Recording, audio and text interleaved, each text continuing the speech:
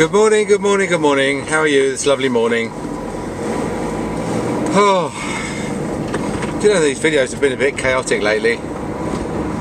There's always something that goes wrong. Yesterday the battery ran out. Then I had a week off, so I didn't do them for the week off, and then they take about 20 minutes to sort of upload off the phone onto the computer. Then I have to video edit them and then upload them onto YouTube, and then create an email message to everybody with the correct link and then some supporting text and make sure it goes out in an email. So sometimes I get a chance to do that. I try and get them out before sort of 10, 11 o'clock if I can, but if not, then I try and do them later, or if not, then I don't do them at all. So it's a bit of a nightmare. When it goes well, it goes very well. When it doesn't, it doesn't. You know what I mean? So, apologies. Some of them some things I record, and then I don't release them on the day that they're recorded. They're always released with the date on the video being the date that they were recorded. But let's say like the 13th of March, one might come out on the 18th of March or something, and then in the meantime, I might have done the 15th of March. So. Oh yes, I'll have to try and get into it. If I'm going to do this on a long-term basis, well, I don't know whether I will, but I'll try and get back into the regular routine. Now, we've got an interesting problem this week, because this week the website comes up for renewal, and they've bumped the prices up quite a lot, and the website's not really getting used at all. So the only thing it's being used for is renewals, sending out reminders and getting people to renew. And the big renewal date is the 1st of June, and the question arises whether or not to, what's the best way to put it, whether or not it's going to be cost effective. No, I don't even, that's not right. I mean, I know it is going to be cost effective for the association and for the members, but the point is that well, let's just say this, the question is whether or not the website is the best vehicle for the group as it exists now, and not as it existed like 10 years ago. If people are making a lot of use of the website, then I would say yes.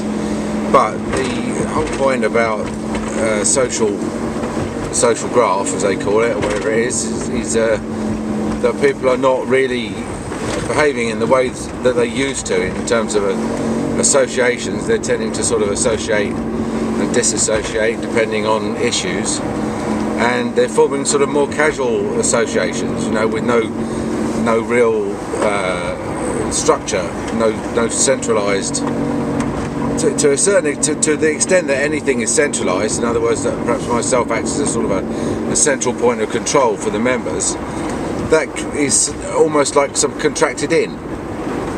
It's like an association where whoever wants to on that particular day gets together in an association and decides to subcontract the job of facilitating whatever their agenda is to whoever they feel that they want to on that day. So as such, the whole thing is moving very swiftly, and it moves on a day-to-day basis, and you can find that Love Your Dentist or Heart Your Dentist or whatever, or any of these other associations, you can find yourself wildly popular and go viral and raise tons of money, and then like a year later you're out again, and the kids have moved on to something else. So what's the point, in my opinion, of trying to fight a trend like that? Why carry on doing things in the old way when the old way, people are quite clearly not interested in doing things in the old way anymore? So I mean, I've lost track with the BDA a bit. I don't know what but they never really set out to achieve anything other than to be a social organisation, so and a bit of a cash cow. So I, and sort of pretend to all of their campaigning objectives and activity are designed really just to facilitate the money making side of things. They're a pretense. They sort of say, yeah, we're going to do something, join your association, and then nothing. You have to look at what they do rather than what they say. That's all I'm saying. And they haven't really done anything. So what are we going to do? So what we're going to I'm going to discontinue the website. So I honestly don't think I'm the only person this is going to inconvenience, to be honest. Although there is quite a lot of information on the website, and I shall have to look at ways of preserving that. All the Care Quality Commission compliance stuff, content. I'll have to see if I can set it up in a website somewhere else, possibly, or we'll have to go on to something like Patreon, which is a straightforward contribution platform which allows people to support individuals and organisations that are aligned with their objectives, or there's another one that does, which is more sort of, how can I put it? It's more based around education, tuition, tutorials, downloadable lessons, plans, and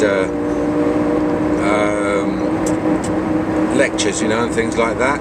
So where it may be that it's more appropriate, and sort of the help that people need is going to be more lesson sort of plan based. In other words, like the new data protection DPGR rules that are coming in on the 25th of May. Do people want a module? Do they want a module on that? And that's worked quite well, hasn't it, for that cross-infection control company that releases modules all the time. Anyway, we'll wait, or I might just stay in touch with people on a one-to-one basis, But anyway, that's the thinking behind the fact that the website's going to go offline. Certainly the domain, the dentalfusion.org is not going to go offline. So if people, we'll still have a website that's directs people towards the association, or what we regard as the association.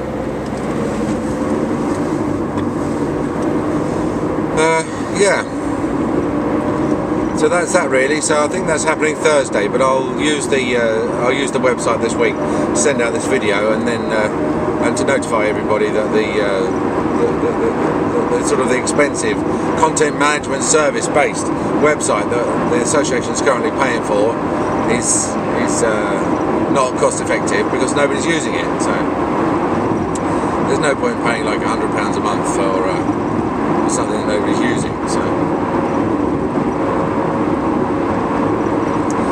So anyway, I got a phone call a couple of days ago from a radio station called Love Sport, which apparently is a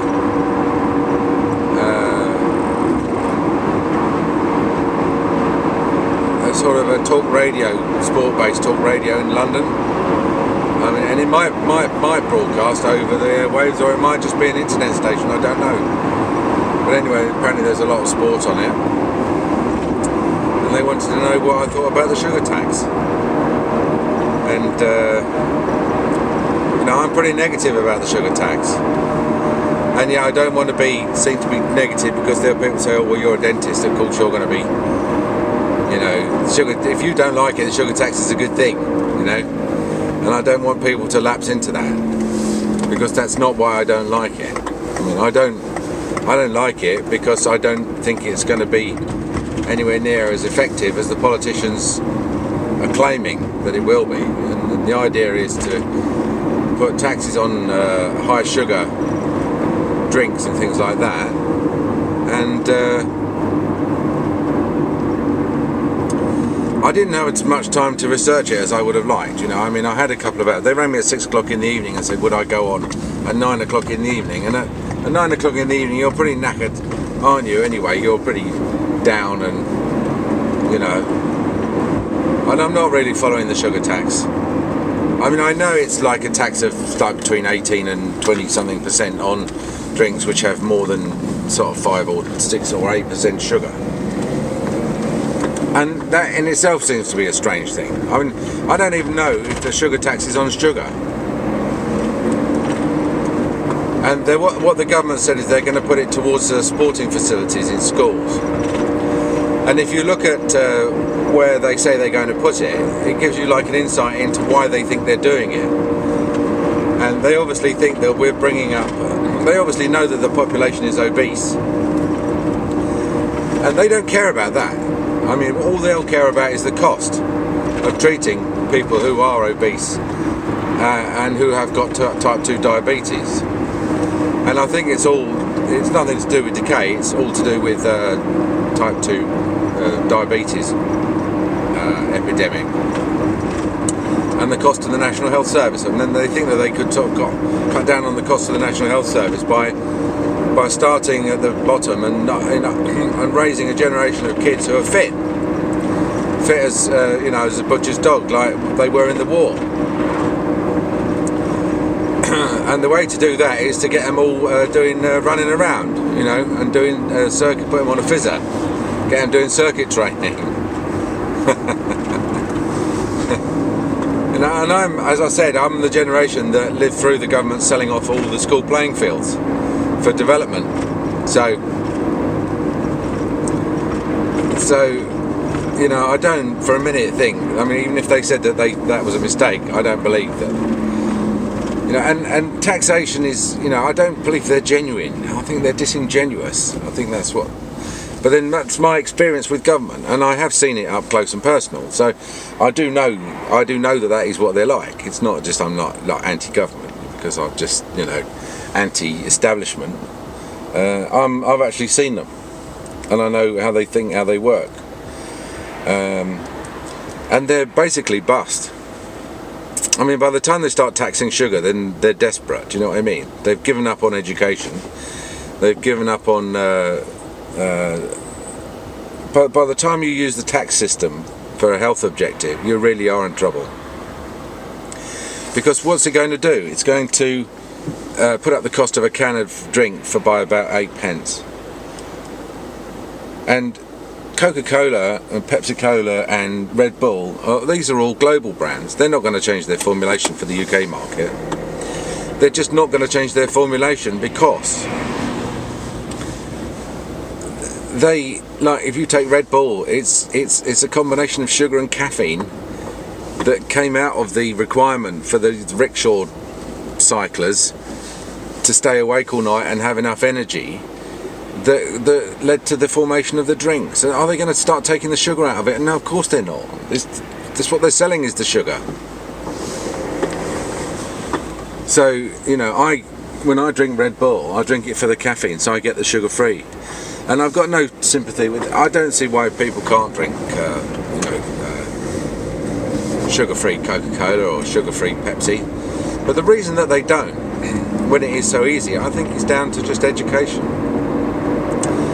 I think it's done, and we've all seen our fair share of people who've got rampant decay due to drinking sugary soft drinks. But taxing the sugar makes as much sense as taxing the carbon dioxide that they put in that makes them acidic. They are. It's just stupidity, It's just a government that's looking around for initiatives. There are two characteristics to these initiatives. One is that they're never the best way to do anything, and that's because the other characteristic is that they're always thought up by people who are not really actively involved in solving the problem that they're trying to address. And the government has got no money. Our government is bust, like most governments around the world. They are bankrupt. They have no money. They're surviving by increasing taxes and printing more and more money to make up for the fact that they're deficit spending. They've spent all the money from the oil. They've sold all the gold. They've sold everything, you know. They've sold everything except Buckingham Palace. And now they're trying to make they're trying to sort of shake us down for a couple of $100 million off the kids that buy fizzy drinks. And all it's going to do is it's going to make fizzy drinks more expensive. And without the education, it's just going to increase. It's just a tax on stupidity, isn't it? It's just a tax on poverty. People who are trying to feed their families, the sort of kids, right, who come in where all their teeth are decayed, and they've got, the sort who you've seen who've got all their deciduous teeth are all black. And these are not middle class, middle income families. They're poor families with very little education and very, very little IQ sometimes. And all you're going to do is, to take more money off these people is not really going to help them. And saying in some nebulous way that you're going to hand it to schools for sports activities, when, while we all know that the reason schools don't do sports anymore is because they've been told that all the teachers are all personally liable for any injuries that the children suffer. And the teachers are not allowed to touch the children anymore or give them a cuddle if they fall over and give themselves a nosebleed trying to score a goal.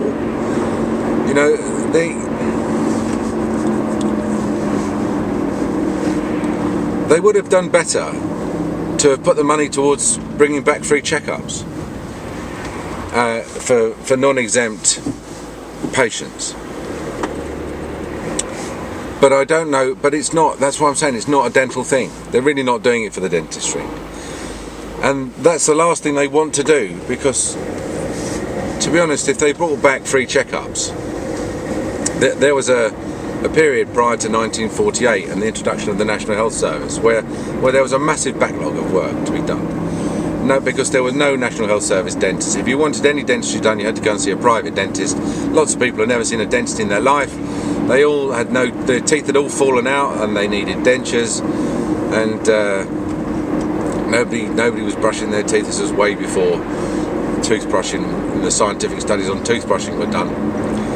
And then along came 1948, and all of a sudden everybody could go to the dentist, and they discovered a massive, great backlog of problems, which the government then had to fund on a piecework basis, and made all the dentists massively rich because there weren't that many of them. And the dentist income in that period became legendary. That's where the rich dentist legend comes from, that post-war period when this backlog of work was discovered and funded. And we're in the same situation now, I think. I think the reason why they would never reintroduce the free checkup is because everybody in the country would hire along to a dentist, and it would be discovered that there is now also a massive backlog of horrendous neglect caused by the failure of the National Health Service to come up with any reasonable system in the past for securing and maintaining people's oral health. And the government couldn't afford to pay now for the treatment. It literally could not subsidise the work that now needs doing. The Cockcroft backlog, I'd like to call it.